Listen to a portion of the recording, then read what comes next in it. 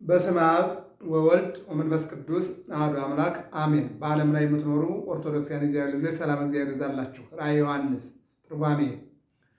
ራእየ ዮሐንስ ራእይ ማለት የአዲስ ኪዳን ትንቢት ነው። ዮሐንስ ወንጌላዊ ከ12ቱ ሐዋርያት አንዱ ከአራት ወንጌላውያን አንዱ ነው። የመጥምቀ መለኮት ቅዱስ ዮሐንስ ደቀ መዝሙር ነው።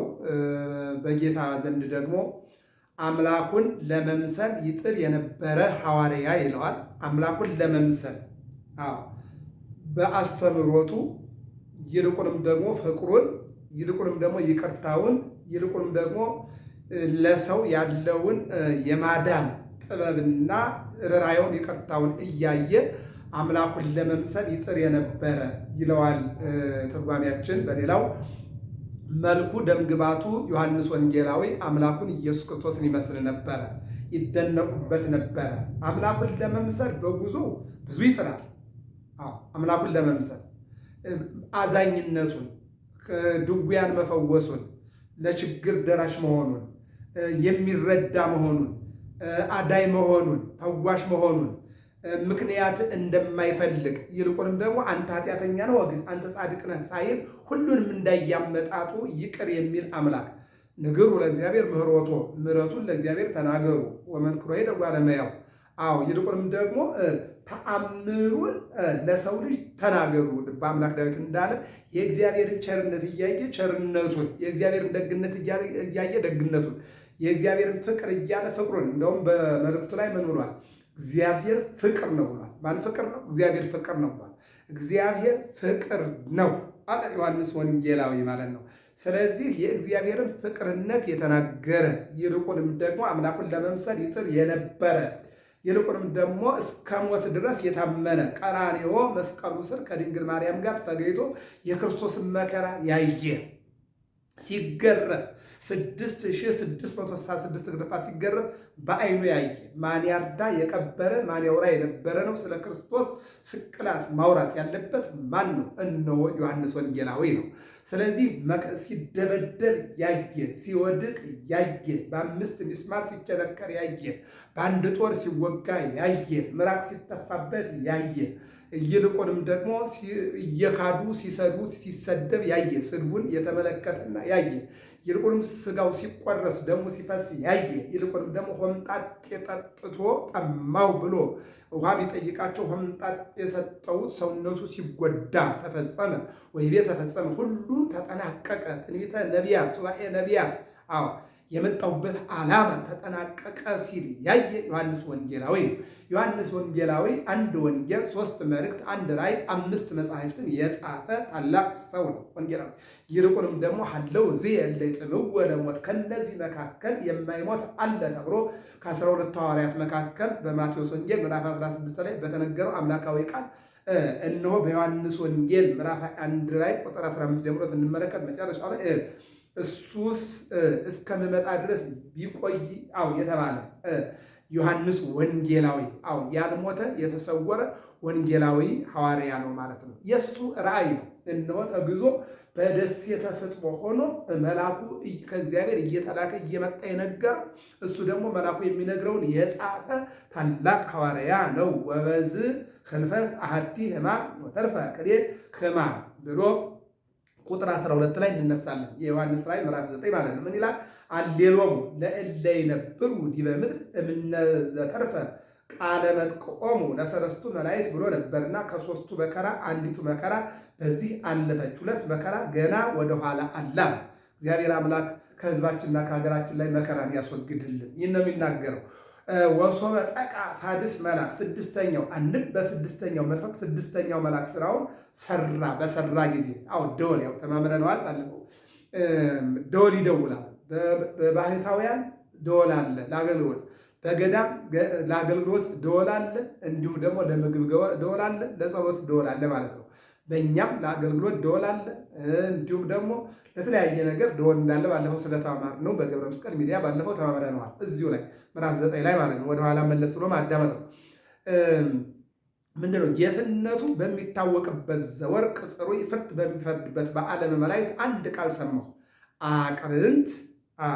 አለው። ዓለመ መላእክትን ምዕዙን ነውና ከአቅረንተ ምሷው ቃል ይሰማ እንደነበረ አንድም ቃለ አሃዱ እምአቅረንተ ምሷ በዓለመ መላእክት ካሉ መላእክት የአንድ መልአክ ቃል ሰማሁ ይላል።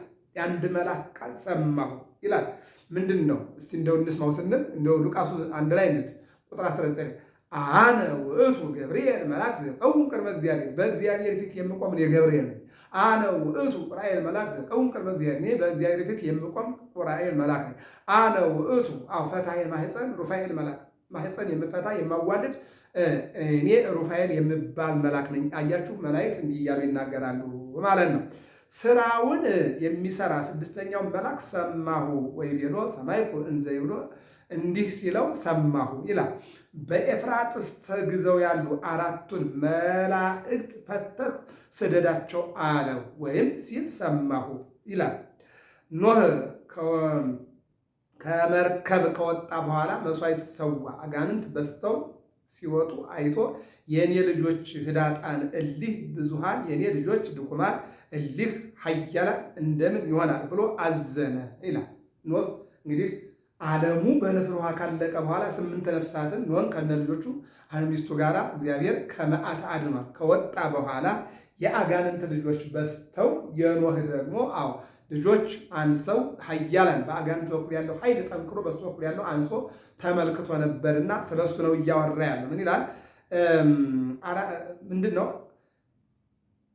አይዞህ ይጋዙልህ ብሎ አራቱን አንድ ወገን ዘጠነኛውን በመካከል እንደ ቁራኛ አድርጎ አግዟቸዋል። 10ኛውን እደግመዋለሁ ሲል ሁላችንማ ከተጋዝ ከፈቃድህ የወጣስ ያልወጣስ በምን ይታወቃል ብሎ ትቶታል ይላል።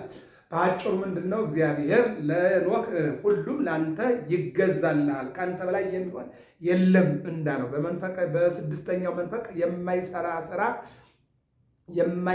ስራ የለም፣ ፈቶ ይወስዳቸዋል፣ መጥተው ያጠፋሉ ይላል።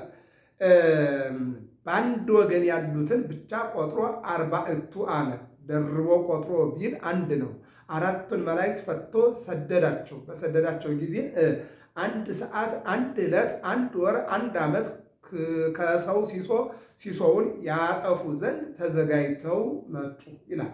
በዚህ በኦሪት ዘፍጥረት ምዕራፍ 19 ላይ እግዚአብሔር ሚካኤልና ገብርኤልን የሰዶምና የገሞራ ሰዎች እንዲድኑ ልኳቸው ነበረ። ነገር ግን የሰዶምና የገሞራ ሰዎች ለመዳን ያልተጠሩ፣ መዳንን ያልፈለጉ፣ ይልቁንም መላእክቱን እነሱን ራሱ የኃጢአት ተጋሪ ለማድረግ ያሰቡ በቅዱስ ሚካኤል በቅዱስ ገብርኤል ከተማቸውም እነሱም በሳዲን ያለቁ ናቸው እና መላእክት ለምሕረት ይላካሉ፣ እምቢ ካለ ደግሞ ለጥፋት ይላካሉ።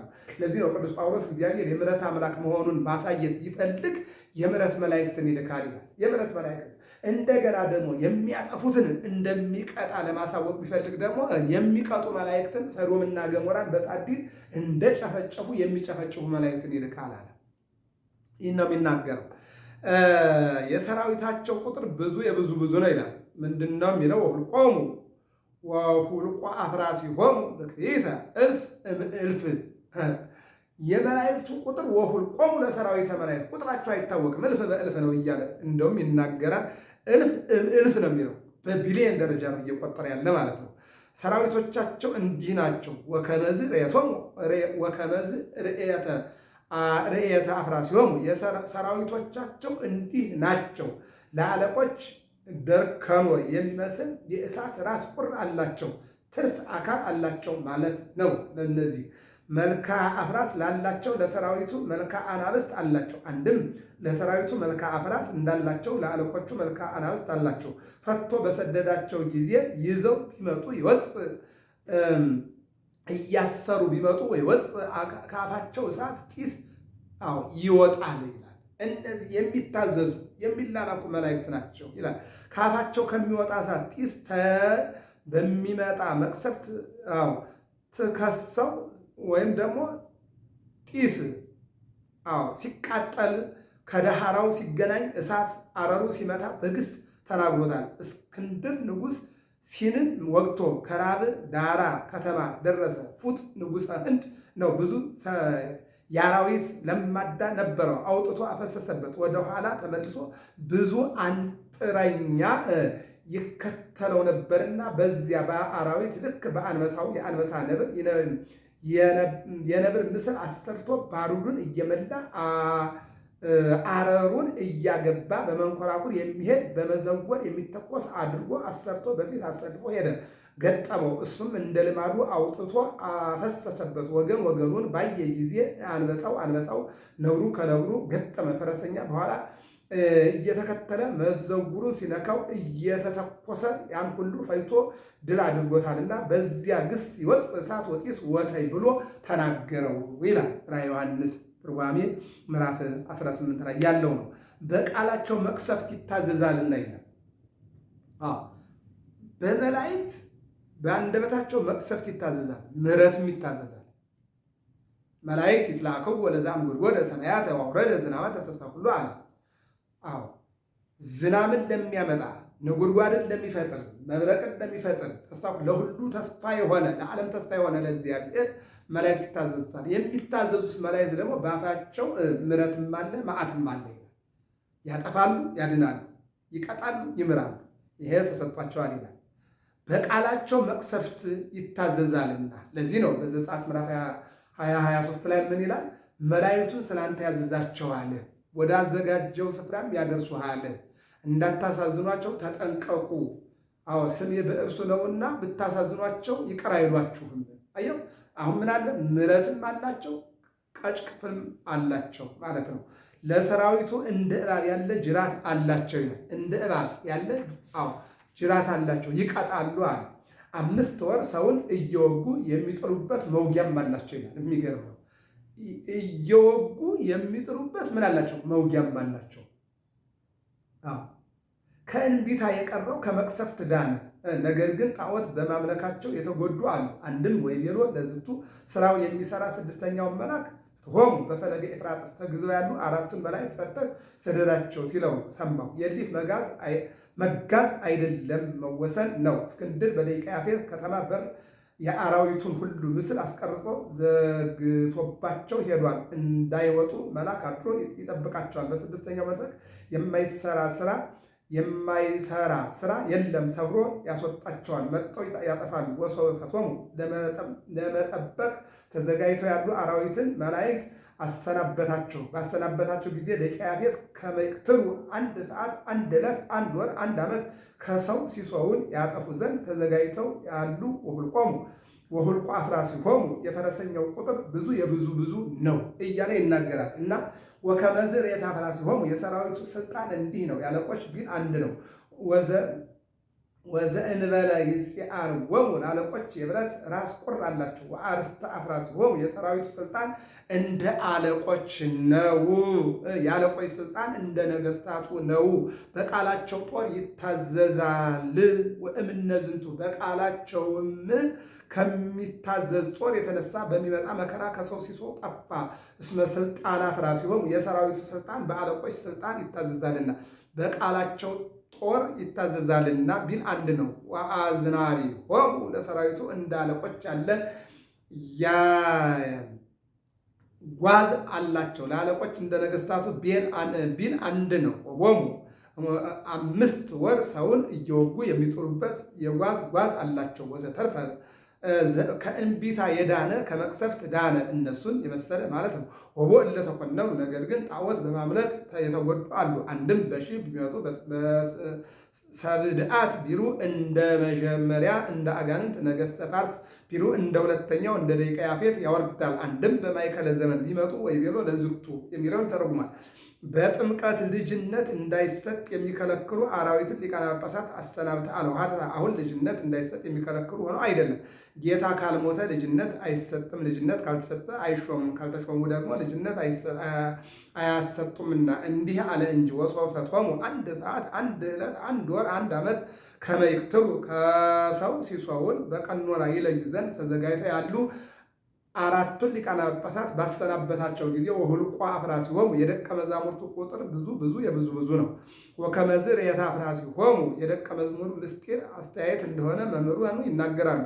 ወዘእለ ይጽአንወሙ ለመምህራኑ ከመንፈስ ቅዱስ የሚሰጥ ሰማያዊ ስልጣን አላቸው። አፍራሲሆሙ የደቀ መዛሙርቱ ስልጣን እንደ መምህራኑ ነው። የመምህራኑ ስልጣን እንደ ሐዋርያት ነው። ወይ ወፅ ይዞ ቢመጡ ይወፅ አያሰሩ ቢመጡ ወይ ወፅ በቃላቸው ስመ ሥላሴ ይነገራል። ወይም እነዝንቱ በቃላቸው ከሚነገረው ስመ ሥላሴ የተነሳ ከሰው ሲሶው በሰማዕትነት ሞቱ። ስመ ስልጣነ አፍራሲሆሙ በቃላቸው ስመ ሥላሴ ይናገራሉ። ወአዝናቢሆሙ ከአራዊተ ምድር ለመምህራኑ እንደ ሐዋርያት ያለ ደቀ መዝሙር አላቸው። ወወሙ ህየ ዘመነ ሥጋዌ እስኪፈጸም ሰውን የሚያሳዝኑበት የደቀ መዝሙር አላቸው።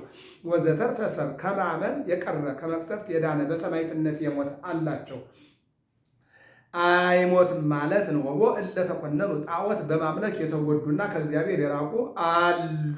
እስመ ኢነስሑ አላመኑምና አንድም ንስሐ አልገቡምና አንድም አልተመለሱምና ምን ይላል? እንዘ ይሰግዱ ለአማልክት አቅነዩ ርእሶሙ ለአጋንንት ለጣዖት እየሰገዱ ራሳቸውን ለአጋንንት አስገዝተዋል እንጂ ከወርቅ ከብር ተመተው ከእንጨት ከደንጊያ ተቀርጸው ለተሰሩ ጣዖታት እየሰገዱ እግዚአብሔርን አሳዝነው። ዓይን ስላላቸው ለማያዩ፣ ጆሮ ስላላቸው ለማይሰሙ፣ እግር ሳላቸው ዓይን ሳላቸው ለማያዩ፣ ጆሮ ሳላቸው ለማይሰሙ፣ እግር ሳላቸው ለማይሄዱ ለጣዖታት እየሰገዱ ምን ይላል? እለ ኢይሬእዩ ወኢይሰምዑ ወኢይሐውሩ አንፈጎሙ ወኢያጼንዑ እግርጎሙ ወኢይገሥጹ እድጎሙ ወያው እነሆ እግር አላቸው አይሄዱም፣ እጅ አላቸው አይሰበስቡም፣ አንደበት አላቸው አይናገሩም፣ ጆሮ አላቸው አይሰሙም፣ አሻንጉሊቶች ናቸው፣ ለአሻንጉሊቶች ይሰግዳል ይላል። ዳግመኛም ነፍስ ከመግደላቸው፣ ስራይ ከማድረጋቸው፣ ዝሙት ከመስራታቸው፣ የሰው ከብት ከመስራቃቸው አልተመለሱምና ቦ እለተኮነኑ ብሎ ያመጣዋል ማለት ነው። የዮሐንስ ራእይ ምዕራፍ 9 ትርጓሜ ተጠናቀቀ። ምዕራፍ 10 ይቀጥላል። ገብረ መስቀል ሚዲያ ነው፣ ተከታተሉ። ላይክ፣ ሸር፣ ፎሎ አድርጉ። የዮሐንስ ራእይ ለጸሎት፣ የዮሐንስ ራእይ ለእውቀት፣ የዮሐንስ ራእይ እነሆ ለሃይማኖት ጽናት፣ የዮሐንስ ራእይ ብቻህን ብትሆን ለዮሐንስ ራእይ ስተኛም የዮሐንስ ራእይ የሚያነጋግር የሚረዳ ታላቅ የጸሎት መጽሐፍ ነውና ይህንን ትርጓሜ ተከታተሉ። ሰላም እግዚአብሔር ከሁላችን ጋር ይሁን።